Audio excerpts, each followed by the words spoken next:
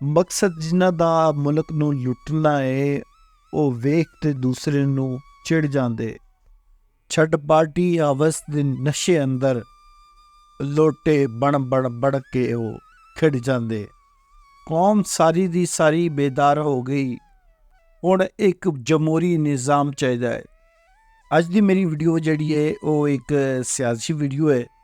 ਮੇਰੀ ਸਪੋਰਟ ਹਰ ਬੰਦਾ ਇੱਕ ਆਪਣਾ ਜ਼ੇਨ ਰੱਖਦਾ ਹੈ ਤੇ ਮੇਰੀ ਸਪੋਰਟ ਮੇਰਾ ਵੋਟ ਇਮਰਾਨ ਖਾਨ ਵਾਸਤੇ ਹੈ। ਤੇ ਅੱਜ ਮੈਂ ਇੱਕ ਪੋਇਮ ਜਿਹੜੀ ਤੁਹਾਨੂੰ ਆਪਣੇ ਦਿਲ ਦਾ ਇਜ਼ਹਾਰ ਕਰਨ ਜਾ ਰਿਹਾ ਉਹ ਸੁਣਾਉਣਾ ਚਾਹਨਾ। ਤੇ ਹੋ ਸਕਦਾ ਹੈ ਕਿ ਬਾਕੀ ਪਾਰਟੀ ਦੇ ਲੋਕਾਂ ਨੂੰ ਇਹ ਬੁਰੀ ਲੱਗੇ ਤੇ ਮੈਂ ਉਹਨਾਂ ਕੋਲੋਂ ਐਡਵਾਂਸ ਹੀ ਮਾਜ਼ਰ ਚਾਹਨਾ। ਅਗਰ ਕਿਸੇ ਦੀ ਦਿਲ ਆਜ਼ਾਰੀ ਹੋਵੇ ਤਾਂ ਉਹ ਮੈਨੂੰ ਮਾफ़ ਕਰ ਦੇਵੇ। ਤੇ ਅਗਰ ਤੁਸੀਂ ਮੇਰੇ ਚੈਨਲ 'ਤੇ ਨਵੇਂ ਹੋ ਤਾਂ ਇਹਨੂੰ ਸਬਸਕ੍ਰਾਈਬ ਵੀ ਕਰ ਲਵੋ, ਕਿਉਂਕਿ ਐਵੇਂ ਦੀਆਂ ਮਾਲੂਮਾਤੀ ਵੀਡੀਓ ਤੁਹਾਨੂੰ ਮਿਲਦੀਆਂ ਰਹਿਣਗੀਆਂ। ਚੱਲਦੇ ਹਾਂ ਅਸੀਂ ਅੱਜ ਦੀ ਵੀਡੀਓ ਵੱਡੇ। ਮਕਸਦ ਜਿਨ੍ਹਾਂ ਦਾ ਮੁਲਕ ਨੂੰ ਲੁੱਟਣਾ ਏ, ਉਹ ਵੇਖ ਤੇ ਦੂਸਰੇ ਨੂੰ ਚਿੜ ਜਾਂਦੇ। ਛੱਡ ਪਾਰਟੀ ਆਵਸ ਦੇ ਨਸ਼ੇ ਅੰਦਰ, ਲੋਟੇ ਬਣ ਕੇ ਉਹ ਖਿੜ ਜਾਂਦੇ। ਦੂਜੇ ਪਾਸੋਂ ਜੇ ਟਿਕਟ ਉਹਨਾਂ ਨੂੰ ਮਿਲ ਜਾਵੇ, ਲੋਟੇ ਖੁਸ਼ੀ ਨਾਲ ਖਿੜ ਜਾਂਦੇ। ਕਿਸੇ ਪਾਸੋਂ ਜੇ ਟਿਕਟ ਉਹਨਾਂ ਨੂੰ ਨਾ ਮਿਲੇ ਜੇਕਰ, ਤੇ ਲੋਟੇ ਫਿਰ ਆਜ਼ਾਦ ਹੀ ਚਿੜ ਜਾਂਦੇ।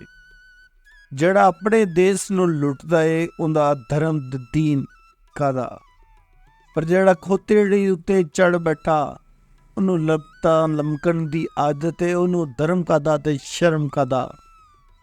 ਹਾਲਤ ਮੁਲਕ ਦੀ ਵੇਖ ਕੇ ਮੇਰੇ ਸੀਨੇ ਵਿੱਚ ਨਿਕਲਦੀ ਅੱਗ ਲਾਟ ਵਾਂਗੂ, ਲੈ ਮੁਲਕ ਦੀ ਫਸਲ ਬਚਾ ਸਾਰੀ, ਚੁੱਗ ਤੇ ਮਾਰੇ ਬੁਗਾੜ ਵਿੱਚੋਂ। ਰੱਬਾ ਵੇਚ ਖਮੈਨੀ ਜਿਹਾ ਕੋਈ ਲੰਘੇ ਜਿਹੜਾ ਬਹਿਰੇ ਜ਼ੁਲਮਾਤ ਦੀ ਵਾਟ ਵਿੱਚੋਂ। ਲਾਲ ਨਿਕਲਦੇ ਜਹਾਨ ਵੇਖੇ ਇਸੇ ਗੋਦੜੀ ਦੇ ਟਾਟ ਵਿੱਚੋਂ। ਇਸ ਵਾਸਤੇ ਕੌਮ ਇਮਰਾਨ ਚਾਹੁੰਦੀ, ਨੂੰ ਲੀਗ ਨੂੰ ਹੁਣ ਬੇਕਾਰ ਵੇਖੋ। ਉਹ ਕੁਝ ਨਹੀਂ ਹੋਣ ਲੱਗਾ ਤੁਹਾਨੂੰ, ਹੱਥ ਤੁਸੀਂ ਵੀ ਸੀਨੇ ਦੇ ਮਾਰ ਵੇਖੋ।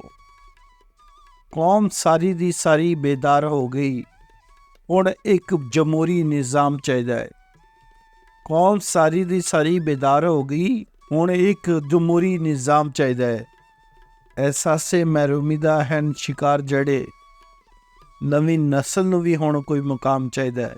ਉਹ ਜ਼ਾਮਨ ਨੂੰ ਹੋਵੇ ਕੋਈ ਸਾਡੀ ਸਲਾਮਤੀ ਦਾ, ਹਕੂਮਤ ਦੇ ਕੋਲੋਂ ਇਹੋ ਜਿਹਾ ਇਨਾਮ ਚਾਹੀਦਾ ਹੈ। ਇਹਨਾਂ ਕਰਪਟਾਂ ਨੂੰ ਉੱਤੋਂ ਜੇ ਕੋਈ ਫੜ ਸਕੇ, ਸਾਨੂੰ ਇਹੋ ਜਿਹਾ ਖੁਮੈਨੀ ਜਾਂ ਕੋਈ ਇਮਾਮ ਚਾਹੀਦਾ ਹੈ। ਗੁੰਡਾਗਰਦੀ ਨੂੰ ਜਿਹੜਾ ਖਤਮ ਕਰ ਦੇਵੇ, ਸਾਨੂੰ ਇਹੋ ਜਿਹਾ ਸਿਆਸਤਦਾਨ ਚਾਹੀਦਾ ਹੈ। ਧਰਤੀ ਦੇਸ਼ ਦੀ ਪਾਕ ਕਰ ਦੇ, ਸਾਨੂੰ ਬਾਬਾ ਕੌਮ ਦਾ ਪਾਕਿਸਤਾਨ ਚਾਹੀਦਾ ਹੈ। ਮੇਰੇ ਚੈਨਲ ਨਾਲ ਅਗਰ ਤੁਸੀਂ ਜੁੜਿਓ ਤੇ ਤੁਹਾਨੂੰ ਐਵੇਂ ਦੀ ਵੀਡੀਓ ਪ੍ਰੋਵਾਈਡ ਕਰਦਾ ਰਹੇਗਾ। ਬਹੁਤ ਸ਼ੁਕਰੀਆ।